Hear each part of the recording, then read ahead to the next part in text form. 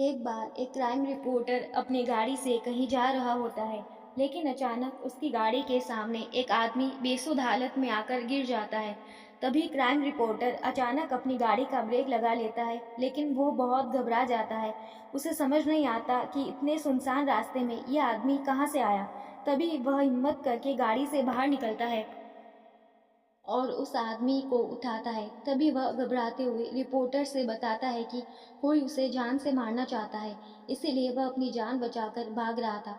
लेकिन रिपोर्टर को उसकी बात पर भरोसा नहीं होता। फिर भी रिपोर्टर उसे अपनी गाड़ी में बैठाकर हॉस्पिटल के लिए जाने को कहता है, लेकिन वह आदमी पहले पुलिस स्टेशन जाने की बात कहता है। अब रिपोर्टर को थोड़ा उस पर भरोसा होने लगता है, लेकिन अब रिपोर्टर की दिल में यह ख्याल आ जाता है कि क्यों ना यह केस वह सुलझा दे और बाद में पुलिस को इन्फॉर्म करे। और यही रिपोर्टर की सबसे बड़ी गलती होती है, जो कि एक नए अध्याय की शुरुआत करती है। अब तक रिपोर्टर को उस इंसान पर पूरा भरोसा हो चुका होता है और वह उसकी बातों में आ जाता है। वह इंसान एक हॉस्पिटल का नाम बताता है और कहता है वहाँ के एक डॉक्टर को वह जानता है और उसके पास जाने की जिद करता है। तभी रिपोर्टर उसकी बात मानकर उसे वहाँ ले जाता है। हॉस्पिटल पहुंचकर उन्हें पता चलता है कि डॉक्टर तो आज छुट्टी पर है और वह अपने घर में ही होंगे। तभी वह इंसान रिपोर्टर से कहता है कि डॉक्टर से घर जाकर मिलते हैं। रिपोर्टर के मना करने के बावजूद भी वह उसे चलने को मना लेता है। तभी दोनों डॉक्टर के घर के लिए निकल पड़ते हैं और जैसे घर पहुंचते हैं तो ये डॉक्टर रिपोर्टर की पहचान का होता है। ये दोनों एक दूसरे को देख करके मुस्कुराते हैं, लेकिन साथ आए हुए इंसान की आंखें लाल हो जाती है।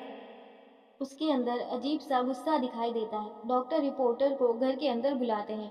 डॉक्टर घर में अकेले ही होते हैं और इतनी रात को अचानक इनके आने से डॉक्टर को कुछ अजीब लगता है। फिर भी वो रिपोर्टर से पहले से परिचित होने की वजह से दिमाग पर ज्यादा जोर नहीं देते हैं। तभी रिपोर्टर डॉक्टर को सारी घटना बताते हैं, लेकिन डॉक्टर को फिर भी ये बात समझ नहीं आती कि यह आदमी उन्हें कैसे जानता है जो रिपोर्टर के साथ आया है।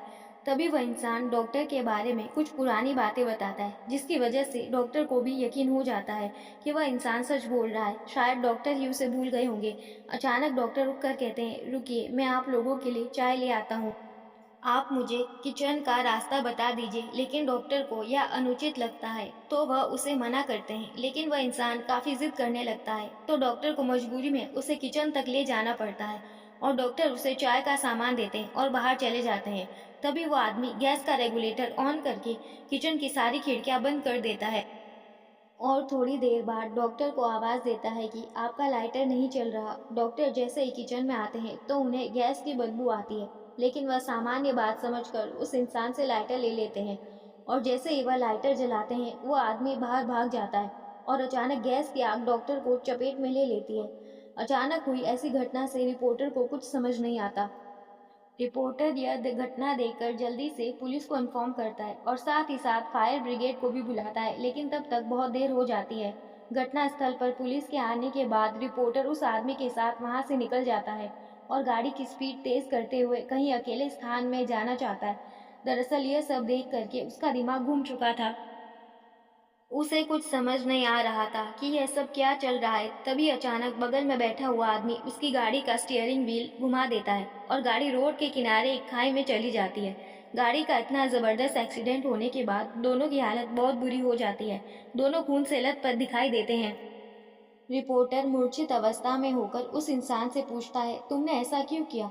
तभी वह इंसान जोर जोर से हंसने लगता है और रिपोर्टर से कहता है, मेरा सोनू सो गया। रिपोर्टर यह सुनकर चकित रह जाता है, क्योंकि इस नाम से तो उसे उसकी प्रेमिका बुलाती थी, जो कुछ सालों पहले गुजर चुकी थी, जिसकी वजह यह रिपोर्टर ही था, जिसने उसे अपने प्यार के जाल में फंसाकर उसे गर्भवती कर दिया था। और जब बाद में लड़की ने शादी करने के लिए कहा है तो वह मना करने लगा, लेकिन लड़की की जिद करने के बाद वह शादी के लिए मान गया। लेकिन लड़की को क्या पता कि यह तो केवल उसका दिखावा था और रिपोर्टर की मौत से ये कहानी खत्म हो जाती है।